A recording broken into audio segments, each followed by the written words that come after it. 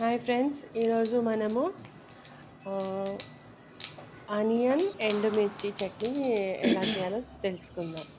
First కొన్ని జీరా, కొన్ని రాయ, అంటే జీలకర్ర, ఆవాలు, ఎండుమిర్చి, మెంతులు, ఎండుమిరపకాయలు ఒక 20 తీసుకొని బాగా వేయించుకొని దాన్ని పౌడర్ చేసుకోవాలి. దాని తర్వాత మనకు కావాల్సింది ఆనియన్,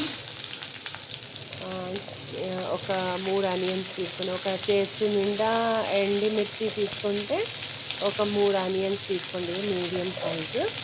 అవి ఆయిల్లో ఫ్రై చేసుకోవాలి.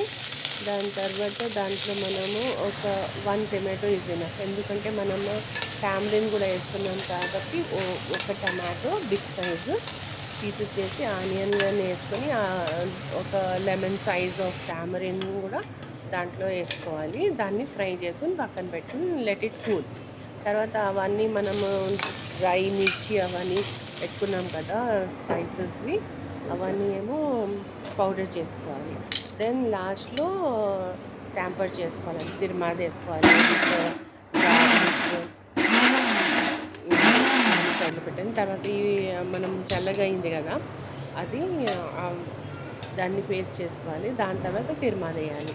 తిరుమాదిలో ఆబ్వియస్లీ మినపప్పు, శనగపప్పు, ఎండుమిర్చి, కరివేపాకు అండ్ గార్లిక్ వేసుకొని తిరుమాది వేసుకోవాలి. ఎంజాయ్.